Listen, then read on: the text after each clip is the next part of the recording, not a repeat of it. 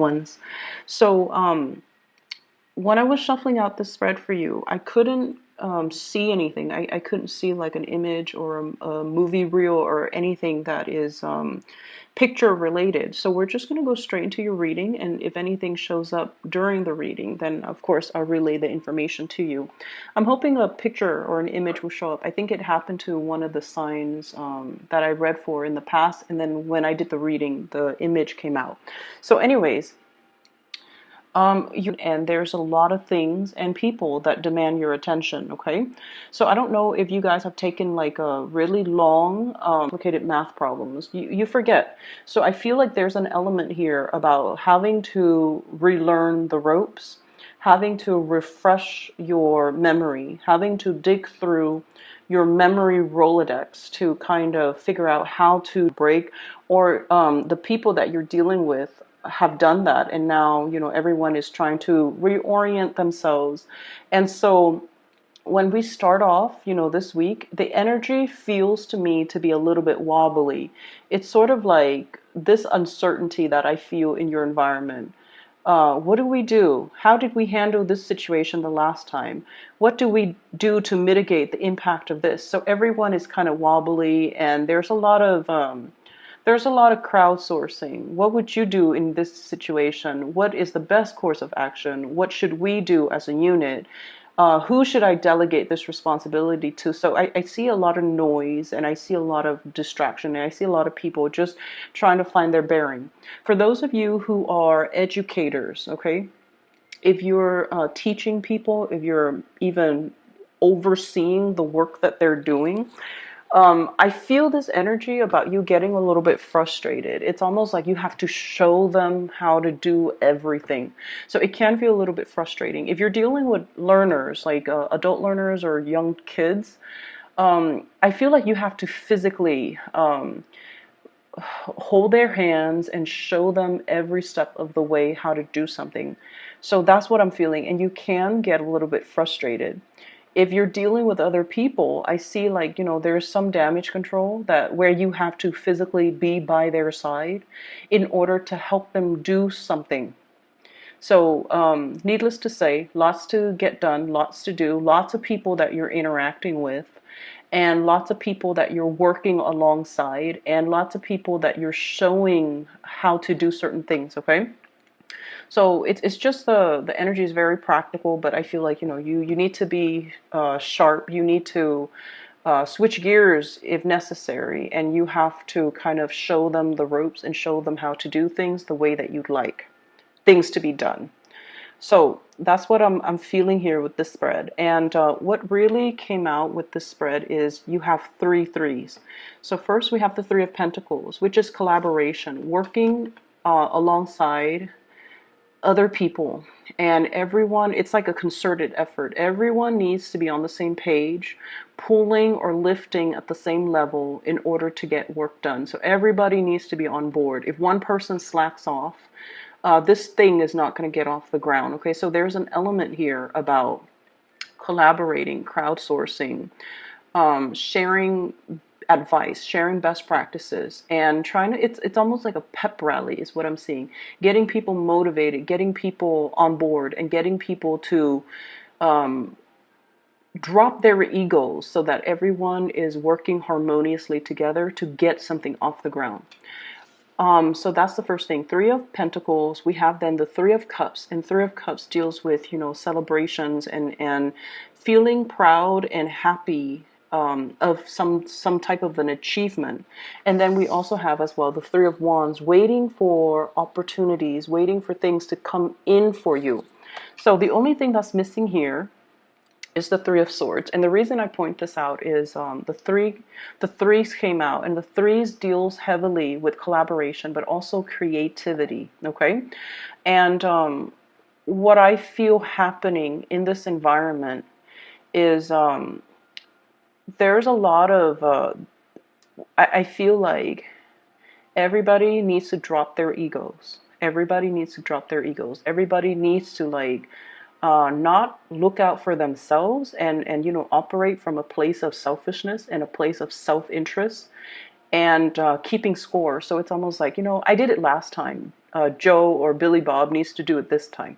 Like, that's selfishness. And so whatever, if there has been a lot of, keeping scores in your workplace or in your relationships or with the people that you're dealing with, we're not going to see that anymore. Okay, so everyone is like chipping in, doing the fair share of the work, and then everyone is going to reap a very handsome reward as a result of working together, as a result of, we don't need to, show one up another person. We just need to do what we're supposed to do so that the wheels in the machine run or operate smoothly. So I feel like ego games, keeping scores, all of that is being kind of let go of, which I feel is really, really good.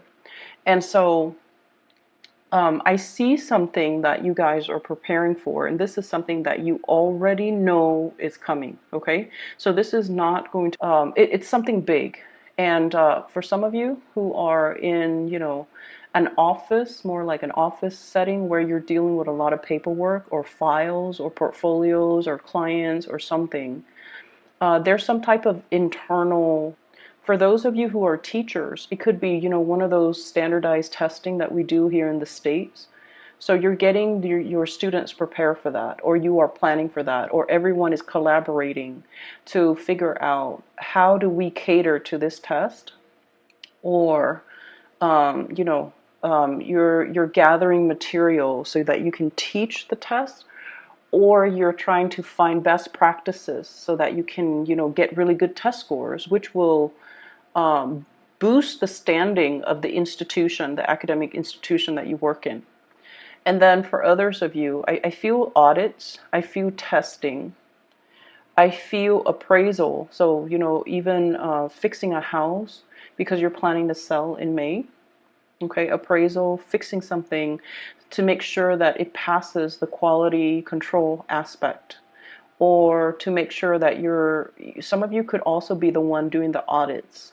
And so you're learning the procedures and the protocols right now so that you can, prepare for that.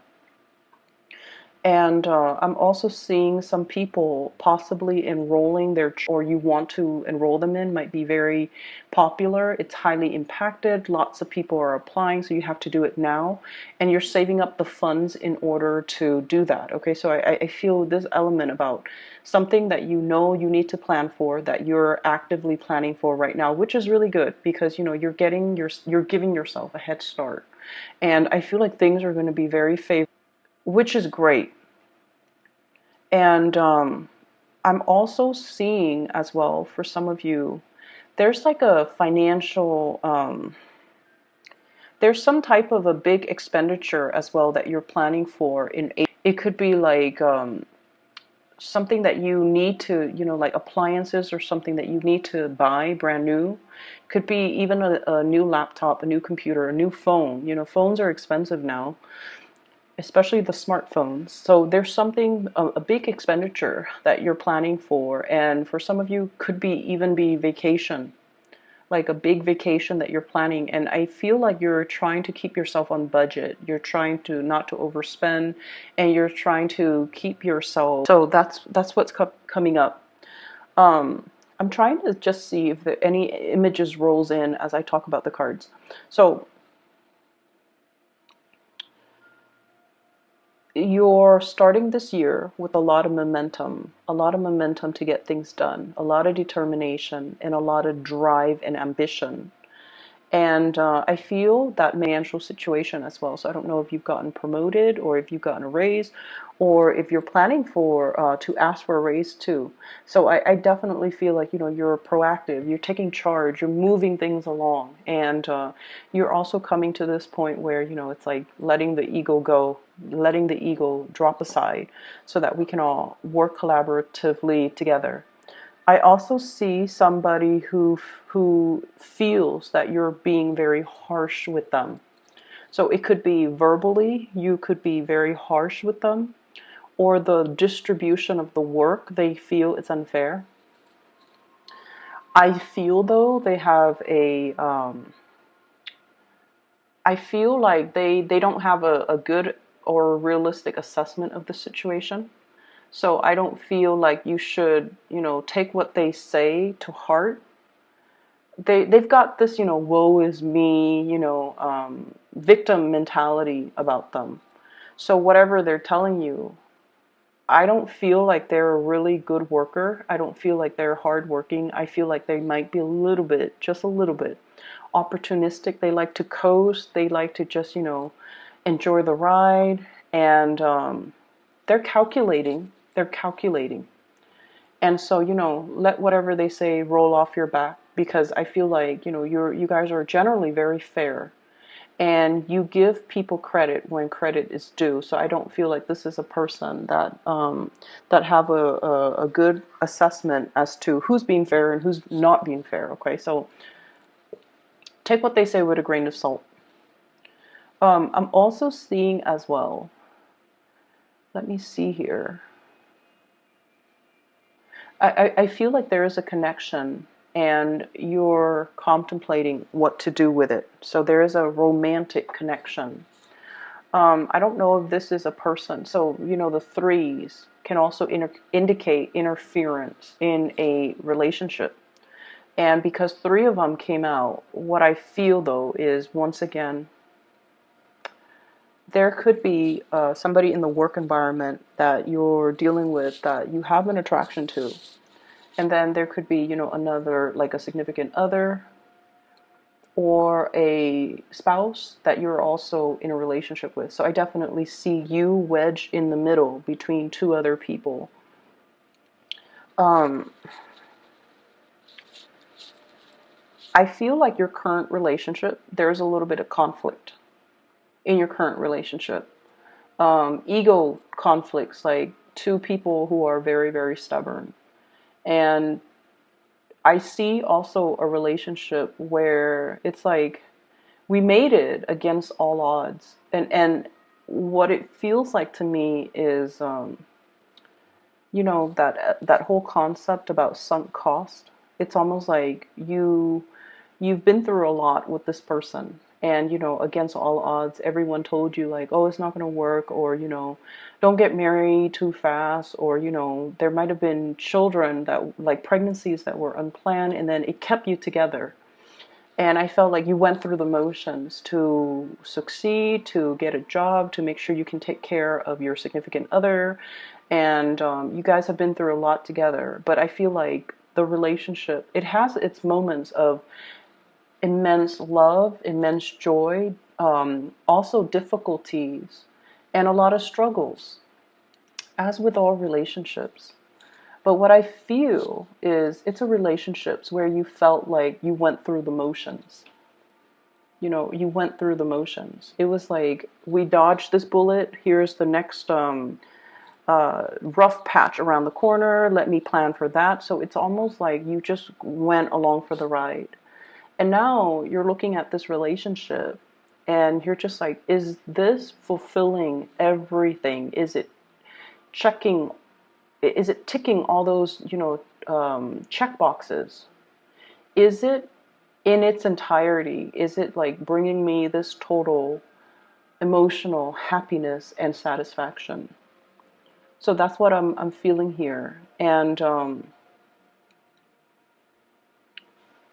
I almost get this element about somebody who is, you could be in love with somebody, but you're no longer attracted to the other person. That's what I'm getting here. And I feel like it's one of those, it's like you love them, you care about them, and there's a lot of history between the two of you. So there is love in every sense of the word. It's like you care about the other person, you like them as a person, they're a good person. You trust that no matter what, they'll be there for you, despite the temper tantrums and the ego conflict. You know that they're going to be there. At the end of the day, they're going to be there for you. But I feel this element about, like, I care about them, but I'm not really attracted to them anymore.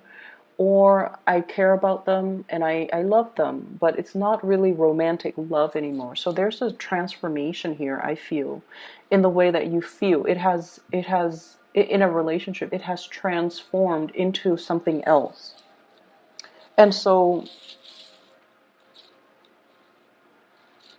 whenever that happens, whenever we find something, whenever we find like a little fault or a little blemish in something that we care about or something that we are emotionally very deeply involved in, I feel oftentimes, we tend to dwell on the imperfections, okay? And this is notorious when it comes to earth signs in general, especially the Virgos. But I also feel like with you, you're trying to figure out, what is missing. And I feel like you might come to the realization that it could just be that element of, I like this person, but I'm not attracted to them. For those who are dating, I feel like, you have somebody where you're just like, they're a great person, very caring, very nurturing, but I'm not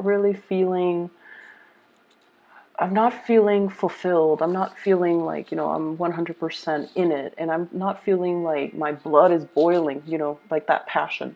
And then there's another person I feel like that is really triggering your deep passion. Okay, what I have here is the devil.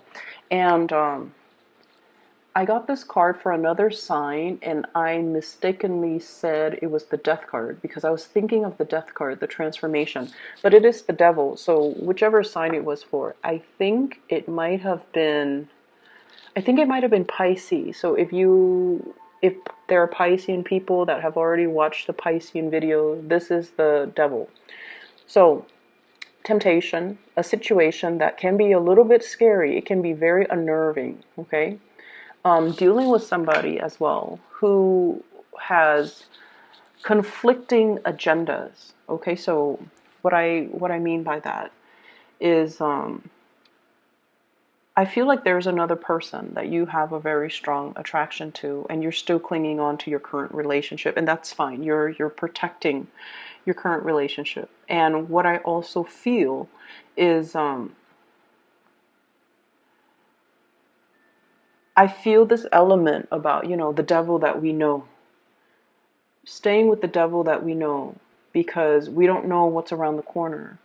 And as an earth sign, you guys are very much into stability and certainty, and you don't take a gamble that you know you can't win. And so I feel like there's a lot of fear here keeping you in some type of a situation, some type of an environment where you kind of go over the scenarios over and over and over and over again in your head. And the message I'm getting is, what am I willing to tolerate? What am I willing to put up with? And when we are kind of rolling the dice when it comes to your emotional happiness, you want to think about it in totality. Take the situation in its totality. Is it 100% okay? And there are ups and downs in every work situation, in every interpersonal relationship that we deal with. No one's perfect. No work situation is perfect. But there is like a certain threshold that we will tolerate or we will accept or we will compromise. There's always a threshold. So you need to kind of assess, is this situation currently, is it meeting that threshold? And what indicators do I need? What signs do I need from the universe that is no longer acceptable? What signs? Like, when is the breaking point? When is it no longer acceptable? When is it no longer, when is the threshold so low that I'm no longer happy? So you kind of need to give yourself some type of a realistic assessment of situations to let yourself know, to be like that barometer to allow you to gauge when it's no longer happy or emotionally fulfilling for you to stay in it anymore. Okay, and I feel like that's what you've been kind of avoiding in collaboration. It's all about rubbing shoulders or elbows with new people, allowing new opportunities to come in, working and building and expanding your social circle, your professional networks, and also allowing the right people to come in too, people that are more in alignment with your life path. Okay, so this is a good year for you guys overall to be able to come across people that have the same interests, meet people that are heading in the same, possibly professional, with the same professional goals and the same professional direction. Okay, and I feel like, it eases conversations. It allows you to feel more in alignment with just the people that you're around. So there's definitely three people. I see like you're wedged in between two other people. And I feel like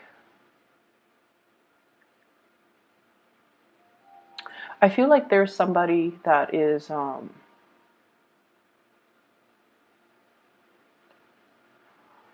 it's almost like somebody is communicating with you and you're looking at their communication, and they're waiting, waiting, waiting, waiting, and they're what I'm getting here is the Hermit, and there's an hourglass right there, and it's somebody that's waiting for a really long time, or willing to wait for a very, very long time.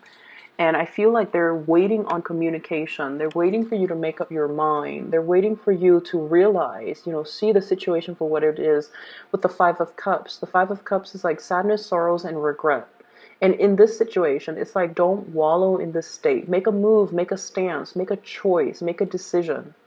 So, get yourself out of this. And I feel like they're waiting for you to come towards them. And I also feel there's this element here about you being comfortable. Queen of Pentacles, financially very abundant. I'm not worried about you guys ever when it comes to your financial situation.